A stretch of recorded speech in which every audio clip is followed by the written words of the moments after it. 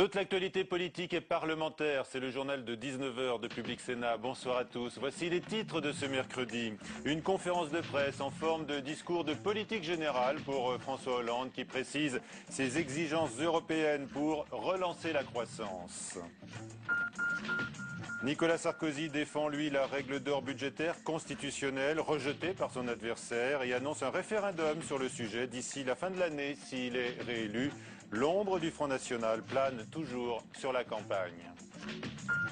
Les deux finalistes face à la presse, François Hollande lui rend hommage, refusant tout procès. Nicolas Sarkozy l'accable, notamment suite aux unes de Libération et l'Humanité de ce matin, qui évoquait à son sujet un élan lepéniste. Et puis, l'invité du 19 h, Michel Sapin, le responsable du projet du candidat socialiste, est avec nous pour répondre à nos questions et à l'actualité. L'Union internationale des chemins de fer, une salle proche de la Tour Eiffel, a servi de cadre tout à l'heure à la conférence de presse de François Hollande. Et il en annonce une d'ailleurs tous les 6 mois s'il est élu, hors les murs de l'Élysée. Les grands enjeux européens avec l'objectif de sortir de la rigueur ont été l'occasion d'annonces de la part du candidat socialiste Sandra Cerqueira. François Hollande veut montrer qu'il joue la transparence. Alors que l'UMP vilipende les médias, il veut rendre hommage aux journalistes. Une conférence de presse quasi élyséenne, un avant-goût de celles à venir si François Hollande est président, loin de ce qui aurait eu lieu pendant 5 ans. Faire des fausses connivences avec des journalistes, c'est parler de sa vie privée en conférence de presse dont personne n'a rien à faire. Bref, tout ce qu'a fait Nicolas Sarkozy ces derniers temps. Là, on était sur le fond. Sur le fond, peu d'annonces, mais des précisions, sur le traité européen notamment. Il compte toujours le renégocier. Et s'il est élu, il adressera un mémorandum aux dirigeants européens. Il souhaite la création d'eurobonds pour financer des projets industriels et donner à la Banque européenne d'investissement plus de possibilités de financement. Beaucoup, compris même certains à la tête d'institutions financières, privées comme publiques, disent que sans la croissance, il n'y aura pas la possibilité pour l'Europe d'atteindre ses objectifs. Et la bonne surprise pour le candidat PS aujourd'hui, c'est le soutien du président de la BCE, Mario Draghi. Lui aussi se dit favorable à plus de croissance. Angela Merkel commence aussi à en parler. C'est à elle que François Hollande réservera sa première visite s'il est élu. Et des mesures d'économie pourraient être décidées dès l'été, si nécessaire, a précisé. Par ailleurs, François Hollande, il a redit qu'il était opposé à une règle d'or budgétaire constitutionnelle, comme le prévoit le traité européen. Règle d'or à nouveau défendue aujourd'hui par Nicolas Sarkozy, qui se dit prêt donc à la soumettre à référendum si le Sénat refusait de la voter, et bien sûr s'il était réélu. Cécile Duflot bat la campagne pour François Hollande dans les rues de la 6e circonscription de Paris. Un parachutage, on le sait, dénoncé par la députée sortante, la socialiste Danielle Hoffmann-Rispal. Toutes deux d'ailleurs se sont rencontrées sur un marché parisien, échange des plus aimables devant la caméra de Joachim Rob. Nous avons quelques divergences, nous le savons. Je suis sur les propositions de François Hollande. Et la fermeture. Pour les propositions des écologistes. Voilà, mais c'est ça aussi la démocratie. Voilà, exactement. C'est, je crois, une des forces de la gauche de savoir rassembler ces diversités. Et aujourd'hui, c'est très clair que nous sommes tous rassemblés pour faire gagner François Hollande. Reportage donc dans les rues de Paris ce matin. Les 18% atteints par Marine Le Pen pèsent toujours sur la campagne. François Hollande accuse Nicolas Sarkozy de faire la course derrière les thèses du Front National. François Bayrou dit la même chose. L'ancien candidat centriste parle même d'une course ventre à terre humiliante, rappelant les valeurs d'abord humanistes du MoDem. Une prise de distance donc très nette, alors que François Bayrou a adressé sa lettre aux deux finalistes avant une éventuelle consigne de vote. C'est une question de valeurs personnelles autant que politiques, écrit-il. L'attitude personnelle des gouvernants comptera beaucoup parce que nous allons vivre des moments difficiles. En Alsace aujourd'hui, Nicolas Sarkozy a à nouveau évoqué la perspective du droit de vote des étrangers aux élections locales et la menace d'une régularisation générale des immigrés. On écoute. Ces femmes et ces hommes, je suis dans mon devoir de républicain candidat en leur disant si vous ne participez pas au vote, si vous ne nous rejoignez pas, alors vous aurez le droit de vote pour les immigrés en France. C'est ce que vous voulez ou c'est ce que vous ne voulez pas? Monsieur Hollande a dit hier soir à la télévision, je régulariserai tout le monde. Oui, tout le monde. Parce que la régularisation au cas par cas, c'est tout le monde. Voilà, Nicolas Sarkozy, donc à Cernay, près de Mulhouse, où, vous l'avez compris, le Front National a fait un bon score et il évoquait les électeurs du Front National. L'UMP n'a guère apprécié comme prévu certaines unes de presse ce matin, établissant un lien entre Nicolas Sarkozy et le maréchal Pétain. Elisa Berthelomé. Le choc d'une image. En une de Libération, une photo noir et blanc de Nicolas Sarkozy et cette phrase « Le Pen est compatible avec la République ». De son côté, l'Humanité compare le candidat UMP à Philippe Pétain, photos et citations à l'appui. Des unes de journaux qui ont scandalisé l'UMP. Pour moi, c'est une intox et on voit bien d'ailleurs sur cette une le décalage entre le traitement de François Hollande et de Nicolas Sarkozy. Vous me direz, de la part de Libé, c'est pas très surprenant, mais enfin quand même, il faut relever. Désinformation, partialité dans le traitement des deux candidats. L'UMP ne ménage pas la presse. Mais les journalistes du quotidien Libération persistent et signent. Nicolas Sarkozy a bien tenu ses propos hier à Longjumeau. Pas lors de sa réunion publique comme s'acharnent à le dire ses partisans, mais pendant sa visite à un commerçant. S'il y a une candidate du Front National, c'est qu'elle avait le droit d'être candidate. Donc à partir du moment où vous vous présentez aux élections, vous avez le droit de vous présenter aux élections, à ma connaissance, vous êtes compatible avec la République. Des propos qui, une fois de plus, renforcent l'idée que le candidat chasse sur les terres de l'extrême droite. Ce matin, Nicolas Sarkozy a rectifié le tir. Il a affirmé que l'UMP ne signerait pas d'accord avec le FN. Et lors de sa conférence tout à l'heure, François Hollande, lui, a imaginé la une du Figaro le lendemain de son élection à l'Élysée. Titre « Embarras au PS », ironie, alors que ce journal à qui il a refusé toute interview ne le ménage pas jour après jour. Bonsoir Michel Sapin. Bonsoir. Vous êtes donc en charge du projet de François Hollande. François Bayrou a adressé tout à l'heure sa lettre aux deux finalistes. Est-ce que vous pensez le faire changer d'avis sur le projet économique de François Hollande qu'il jugeait intenable il y a encore quelques jours? Je ne sais pas s'il est question de le faire changer d'avis. François Hollande répondra scrupuleusement à cette lettre. Je pense que la démarche est d'ailleurs une bonne démarche, une démarche transparente. C'est la même lettre envoyée aux deux candidats, avec des motivations qui sont affichées. Le projet, le programme, bien sûr, parce qu'il faut parler des choses de fond, mais aussi les personnalités, la manière dont ils appréhendent la République et la présidence de la République. Donc il appartient bien sûr à François Hollande de faire ses réponses. Mais je vois bien que ce qui peut nous différencier par rapport à François Bayrou, c'est pas tellement l'objectif. Nous avons un objectif de rééquilibrage des finances publiques. Alors sur ce point précis quand même, Michel Sapin, il dit que votre perspective de retour à l'équilibre n'est pas tenable car pour les raisons de croissance, oui, hein, c'est ça. Voilà. Vos perspectives de croissance sont surévaluées à 2% en 2014, 2,5% de 2015 à 2017. Nous sommes donc, et c'est peut-être la critique qu'il fait, sur des mêmes hypothèses que celles de Nicolas Sarkozy. Il vous fait le même reproche là, sur ce point précis, oui. Mais donc, ça veut dire quoi? Ça veut dire qu'il va être bon, ça va nous permettre d'expliquer à François Bayrou, à ses électeurs, aussi à François Bayrou, quels sont les objectifs de François Hollande. Si nous nous satisfaisons de la situation d'aujourd'hui en termes de croissance, personne ne s'en sortira. Pas un seul pays en Europe ne s'en sortira. L'Europe dans son ensemble ne s'en sortira pas. C'est ce que les Espagnols sont en train de constater. C'est ce que les Hollandais sont en train de constater. C'est pas des socialistes aujourd'hui en Espagne ou en Hollande. On va parler de vos projets pour l'Europe, de faire sortir de l'Europe de l'étau de la rigueur. Parce que la question de la croissance, c'est pas simplement une question française. D'accord. La France. Alors vous maintenez vos prévisions de croissance qui ne sont pas celles du FMI. Ce sont des objectifs. Ce sont des prévisions. Personne n'est capable de faire une prévision à 0, quelque chose près dans le contexte d'aujourd'hui. Il y a des objectifs. Et ces objectifs, c'est plus de croissance. De la croissance comment? Pas de la croissance en dépensant de l'argent. Ça n'est plus aujourd'hui possible. L'État n'a plus d'argent. Donc ce n'est pas de la croissance par de la dépense, c'est de la croissance par l'investissement. Là, vous allez rassurer François Bayrou. Mais j'essaye d'expliquer, c'est ce qui est écrit dans les propositions de François Hollande. Et c'est vrai que quand on est candidat, on regarde plus ses propres propositions que celles des autres. Mais là, ça va permettre justement d'avoir ce dialogue-là. C'est par l'investissement et par l'emploi. Mais il y a des dépenses qui sont prévues quand même dans votre projet. Financées. Par exemple, On entend jour après jour Nicolas Sarkozy dénoncer l'embauche de 60 000 fonctionnaires de plus pour l'éducation nationale. Et avec des chiffrages de François Hollande qui sont contestés. Il dit 2,5 milliards. Non, sur 5 ans, ce serait plutôt 7,5 milliards. Que ce soit contesté par Nicolas Sarkozy, je veux bien le comprendre. Mais ça n'est pas contesté par les observateurs. Donc tous ceux qui ont l'habitude de chiffrer cela, je prends l'Institut de l'entreprise, chiffrent le coût au bout de 5 ans de cette mesure à un peu moins de 2 milliards d'euros. Combien coûte aujourd'hui la réforme de Nicolas Sarkozy? Du bouclier fiscal, vous allez me dire. Non, de la baisse de l'impôt sur la fortune. Là, c'est ce qu'il a prévu. Là, c'est pas le bouclier fiscal. Ça, c'est presque derrière nous, pas encore tout à fait. Mais là, la baisse qu'il a prévue, elle est aujourd'hui.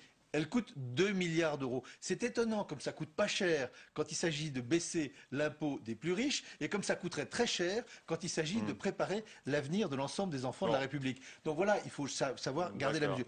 Tout ceci est financé, est proposé et précisé, presque plus encore que dans le projet de François Bayrou. Donc nous lui rappellerons exactement quels sont les chiffres, quels sont les financements de l'ensemble de ces mesures. On l'a fait extrêmement sérieusement. Vous espérez qu'il se prononce pour votre candidat? Je pense qu'il faut vraiment respecter sa liberté et respecter sa personne. On n'est pas dans une situation où il faut faire pression. On n'est pas dans une situation où il faut cajoler. On n'est pas dans une situation où il faut dénoncer. François Bayrou est quelqu'un d'extrêmement honorable. Ses électeurs sont des électeurs totalement libres. Déjà, certains de ses soutiens ont appelé quelques-uns à voter pour Nicolas Sarkozy. Il y en a d'autres, beaucoup d'autres pour François Hollande. Oui, Jean Arthuis, par exemple, il dit « Moi, je choisis Sarkozy parce que François Hollande, c'est le déni de réalité. » D'accord, il a fait un choix. Et je vois beaucoup d'autres qui considèrent que le choix est du côté de François Hollande. Ce sera un jeu à somme nulle, en quelque sorte, sur le plan électoral. Je n'en sais rien. Mais c'est important de considérer François Bayrou pour ce qu'il est, un candidat de premier tour qui a fait un score et qui a une attitude transparente et respectable qui consiste à s'adresser à l'un et à l'autre. Et je pense que, je ne sais pas si, comme vous me le demandiez au début, nous allons pouvoir le convaincre, mais en tous les cas, nous allons pouvoir l'éclairer. Mais c'est votre objectif, le convaincre. L'éclairer. En tous les cas, François Hollande a annoncé d'éventuelles économies nouvelles dès cet été. Ça veut dire que donc les vannes de la dépense publique ne seront pas ouvertes. Mais non, bien sûr. Personne vous annoncez ne peut déjà de rééquilibrer. nouvelles économies alors qu'on ne sait pas éventuellement où est-ce que vous allez faire pour satisfaire celles que vous annoncez dans votre projet. Si, vous revenez comme une ritournelle dessus, mais je vous rappelle qu'il y a 20 milliards de dépenses supplémentaires qui sont totalement et entièrement financées. Donc il n'y a aucune aggravation du déficit. Au contraire, il y a tout un programme par ailleurs fiscal.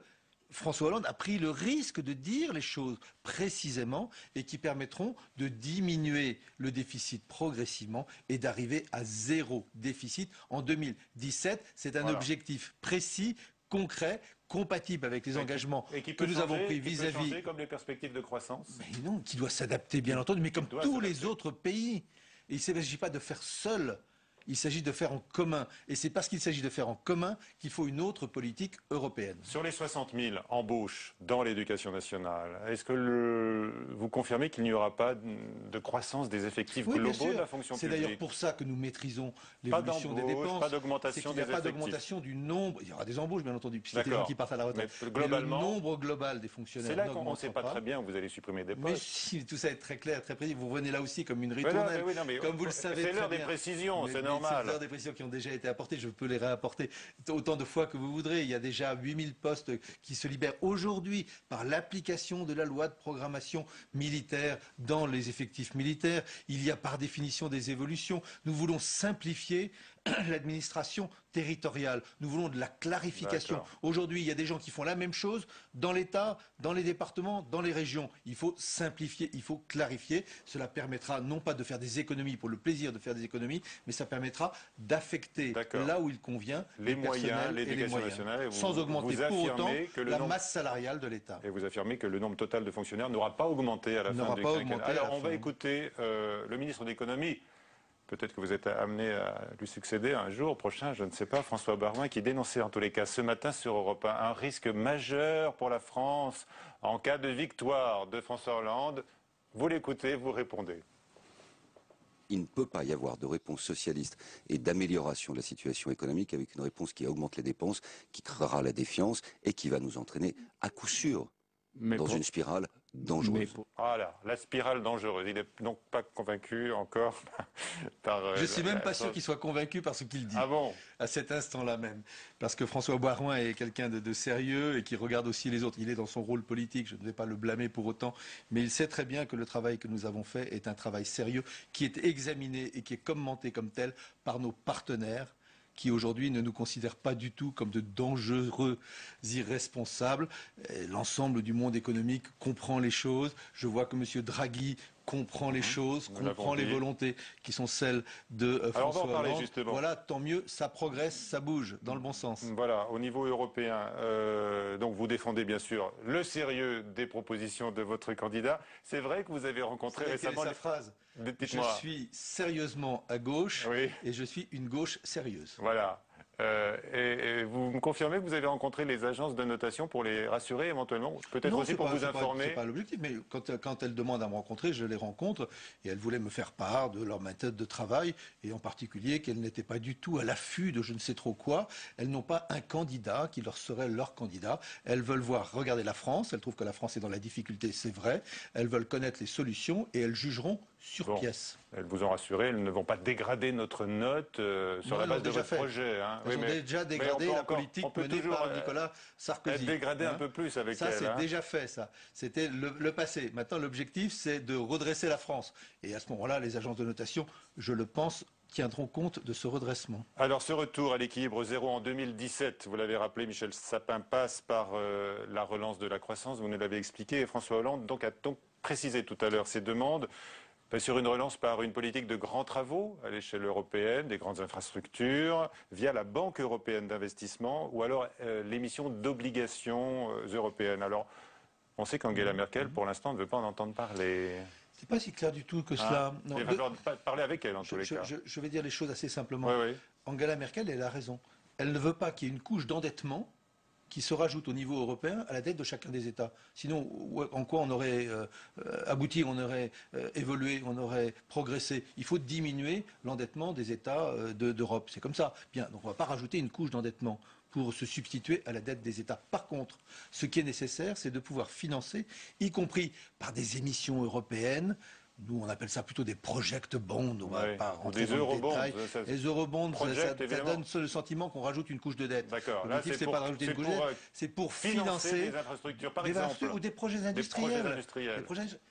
Un gazoduc, des choses comme ça. Ça peut être dans le domaine énergétique, mais ça peut être de la recherche énergétique, ça peut être de l'énergie renouvelable, ça peut être dans le domaine de l'aéronautique. C'est ce qui a été fait par le passé. Pourquoi est-ce que demain, on ne pourrait pas faire la même chose? Concrètement, vous avez des idées là? Bien sûr, mais elles sont déjà un peu en magasin, elles sont déjà réfléchies au niveau de la Commission européenne, elles se sont déjà réfléchies. La Banque européenne d'investissement a des projets en magasin, elle n'a plus la capacité de les financer. Il faut donc trouver des moyens pour financer ces projets, qui sont des projets parfaitement économiquement sains. C'est pas de la dette pour de la dette, c'est créer de l'activité. Certains pays européens à direction conservatrices viennent sur votre terrain aujourd'hui, Michel Sapin. Vous l'avez rappelé, oui, je le souligne. On n'est pas si isolé que cela. Alors peut-être que Angela Merkel viendra également, mais vous ne lui promettez rien en échange.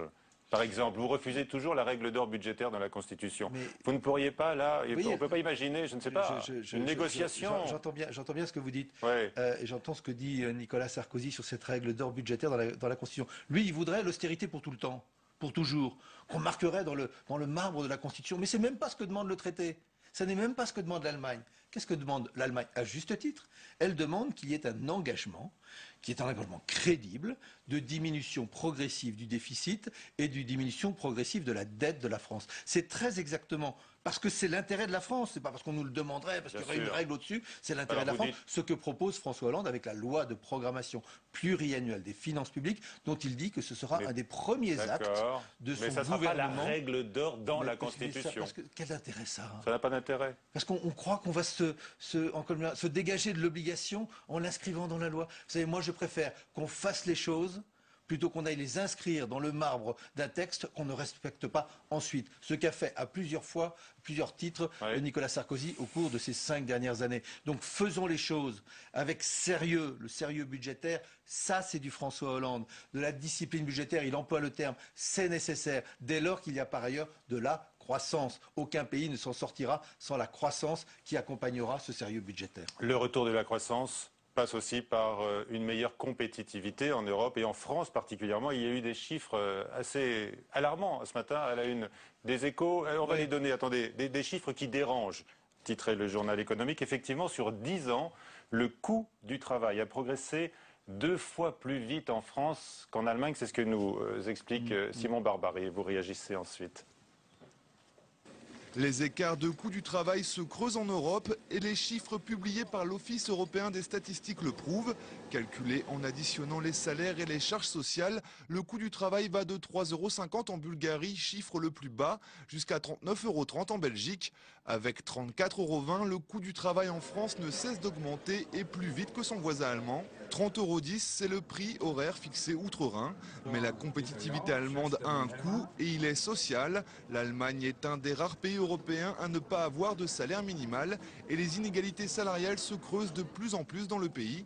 Le Royaume-Uni, avec un taux de change attractif, est lui de plus en plus compétitif. Le coût du travail est même en baisse depuis 2008 avec un prix horaire fixé à 20,10 €. Ces chiffres doivent toutefois être pondérés par la productivité des pays. Si la productivité française est légèrement supérieure à l'allemande, elle n'attire toujours pas les investisseurs étrangers. Michel Sapin, on constate qu'il y a une tendance à la baisse quand même des salaires en Europe. Ça peut légitimement inquiéter les salariés. Je me demande qui était là ces 10 dernières années, dans cette période épouvantable où le coût du travail a augmenté en France. Voilà, on a toujours l'impression que ce seraient les socialistes qui seraient à l'origine de ça. Non, c'est sous un gouvernement de droite et avec un président de la République de droite. Mais regardons les choses. Les statistiques, c'est toujours utile. Oui. Mais il faut aussi savoir les comparer. Qu'est-ce qui est important dans une économie?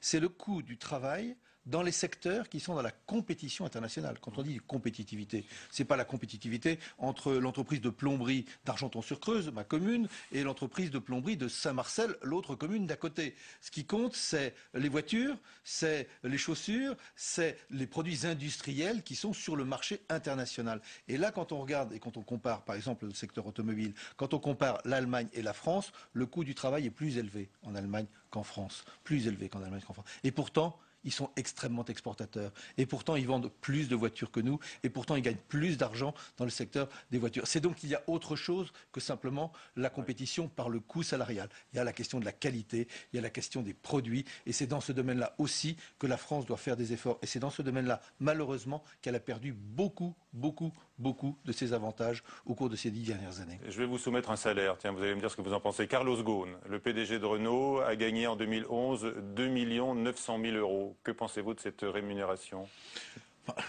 C'est une rémunération dans un secteur qui aujourd'hui est un secteur privé. Donc il est fixé par les actionnaires. Avec une forte présence de l'État encore. L'État est présent, donc aurait pu faire connaître son opinion. Mais ça n'est pas le salaire le plus choquant, il me semble, dans une grande entreprise comme celle-là. S'il crée par ailleurs des emplois, s'il crée des investissements, ce qu'il faut faire, et on voit bien que c'est pas si simple que cela. Bah, écoutez, voilà, un chef d'entreprise, après qu'il paye des impôts. Je pense que le mécanisme fiscal est là aussi pour permettre une redistribution. François Hollande a annoncé que la courbe du chômage allait s'inverser durant son objectif. C'est là encore un objectif, évidemment. Vous craignez le réveil du 7 mai, le mur de la dette, les réformes inéluctables. Bonjour les ennuis, c'est le titre du Point cette semaine. Oui. On nous dit toujours ça d'ailleurs, comme si au fond il ne fallait pas être candidat pour ne pas risquer d'être élu. Non, on est candidat parce qu'on pense qu'on a des réponses à donner et qui sont des réponses plus efficaces que celles de ceux qui sont ici aujourd'hui au pouvoir. Donc oui, la difficulté commence le jour où on est dans la réalité, mais l'objectif d'une vie, et en particulier celle de François Hollande, c'est d'affronter cette difficulté pour améliorer la vie quotidienne des Français. Mais il n'y aura pas d'état de grâce? Non, je pense qu'il n'y aura pas d'état de grâce. Enfin, l'état de grâce qui consiste à dire on vous demande rien, on n'exige rien pendant très longtemps. Non, on sera tout de suite dans la difficulté. Je pense que ce soit dans le domaine économique, que ce soit dans le domaine social, que ce soit dans le domaine international, nous serons immédiatement dans la difficulté. Et pourquoi nous serons immédiatement dans la difficulté? Parce que la France aujourd'hui est dans la difficulté. Et ce n'est pas une élection qui sort de la difficulté. Ce sont les politiques qui sont menées par les nouveaux gouvernants, le président de la République, la nouvelle majorité, que j'espère, aux élections législatives, qui permettent d'apporter progressivement des réponses. Et si quelqu'un pense qu'une élection, c'est une baguette magique, il se trompe, et il le sait. Il n'y a pas un Français qui le pense. Parce qu'ils savent bien que la grandeur des difficultés d'aujourd'hui rend nécessaire du temps, mais aussi de la pertinence dans les politiques qui seront menées. Donc, difficulté, vous le dites, ce sera du sang, des larmes? Non, je ne dis pas du sang et des larmes, c'est des réponses aux difficultés. Le sang et les larmes, c'est aujourd'hui. Et c'est le sang et les larmes dans l'injustice. C'est-à-dire qu'on demande du sang et des larmes toujours aux mêmes, aux plus faibles. Et qu'on exonère les plus à l'aise du sang et des larmes. Donc moi je pense qu'il vaut mieux dire qu'il y a des efforts, mais des efforts justement partagés pour aboutir à une amélioration de la situation. Michel Sapin, merci d'avoir été avec nous ce soir. Route de campagne tout de suite. Nous sommes à Limoges ce soir où Thomas Raguet et Paul Bouffard sont allés à la rencontre justement des militants des deux camps. Alors comment ça se passe sur le terrain? Bonjour mesdames, au meeting de François Hollande vendredi à Limoges au Zénith à 18h30. D'accord, voilà. merci. Bonne journée. Avec 38% des suffrages, François Hollande a conforté l'ancrage à gauche de la capitale limousine. Bonjour monsieur. Je l'ai déjà. Vous l'avez déjà, bon, très bien. Oui. Alors, pour les militants socialistes, la tâche y est plutôt facile. Vous comptez aller voter pour le deuxième tour? Ah oui, bien sûr. Vous avez choisi votre candidat? Bien sûr. Bon, voilà. La tâche est un peu moins complexe qu'ailleurs parce qu'on est dans une ville et une région qui sont très à gauche et qui votent beaucoup socialistes, mais on a toujours cet esprit de convaincre les indécis, les jeunes qui ne savent pas forcément pour qui voter. Oui, monsieur, excusez-moi de vous déranger. Pourriez-vous nous ouvrir? On a du matériel politique à distribuer dans les boîtes aux lettres, s'il vous plaît. Merci, monsieur. En face, c'est une autre histoire. Les militants de l'UMP se comparent bien volontiers à des missionnaires en ces terres de gauche. Quartier par quartier, ils sillonnent la ville à la recherche des indécis ou de ceux qui ne se sont pas déplacés. On s'est rendu compte qu'il y avait eu effectivement donc une abstention un petit peu supérieure à 2007. Voilà. Donc il faut qu'on aille chercher les voix à récupérer ici. Cap ensuite sur un autre secteur où certains électeurs ont préféré le vote Le Pen au vote Sarkozy. Et pour reconquérir cet électorat, l'argumentaire est clair. C'est une terre très républicaine, la Haute-Vienne. Les valeurs du pacte républicain sont ici très importantes. Et donc les gens, le droit de vote des étrangers, très clairement, ils n'en veulent pas. Pour ces militants, l'UMP doit se réapproprier certaines thématiques, mais ne leur dites pas qu'ils empiètent sur les terres du FN. Il y a des choses qui aujourd'hui ont été reprises par le Front National, que dans les années 90, on n'avait pas peur de dire et qu'on a aujourd'hui un peu abandonné, notamment sur la sécurité, l'immigration, le travail. C'est effectivement des domaines qu'on a un petit peu lâchés. Un positionnement très à droite dont ils espèrent qu'il suffira à conquérir les voix qui feront la différence le 6 mai prochain. Alors nous retrouvons Thomas Raguet sous la pluie à Limoges en ce moment même, avec l'accélération de la fin de la campagne. Sur place, Thomas, qui passe par les meetings. Oui, tout à fait. Alors vous l'avez vu, on n'est pas gâté avec le temps à Limoges. Bon, malgré tout, vous l'avez vu, c'est difficile d'être de droite quand on habite à Limoges. Un exemple très rapide, la mairie qui se trouve derrière moi. Cela fait 100 ans cette année qu'elle est aux mains de la gauche. Autant vous dire que l'alternance n'arrive pas très souvent. Alors, vous parliez tout à l'heure de la droitisation de la campagne en citant la une de l'Humanité. Voici ce que titrait l'Écho de la Haute-Vienne ce matin. Maréchal, les voilà. Autant vous dire que le quotidien régional n'a pas vraiment fait dans la demi-mesure. Les militants, on en parlait, vous les avez vus dans le reportage, ils s'organisent, ils se mobilisent et on va assister à un vrai match de meeting dans les prochains jours. D'abord ici à Limoges, vendredi, François Hollande qui va réunir près de 20 000 personnes. Puis samedi, ce sera Nicolas Sarkozy qui réunira ses supporters pas loin d'ici, à Clermont-Ferrand. Et dimanche, l'UMP toujours va faire une première, va organiser 6 meetings de manière simultanée dans toute la France. 6 ténors vont prendre la parole dans 6 villes différentes avant de retransmettre le discours de Nicolas Sarkozy à Toulouse. Et ici à Limoges, ce sera Nadine Morano qui viendra prêcher la bonne parole. Thomas, effectivement, notre invité Michel Sapin était très étonné que vous ayez pu trouver des militants de l'UMP à Limoges. Mais oui, il y en a quand même, bien sûr. À 22h, Sonia Mabrouk, à suivre sur la chaîne parlementaire Assemblée nationale. Question d'info. Bonsoir à tous et à demain à 19h.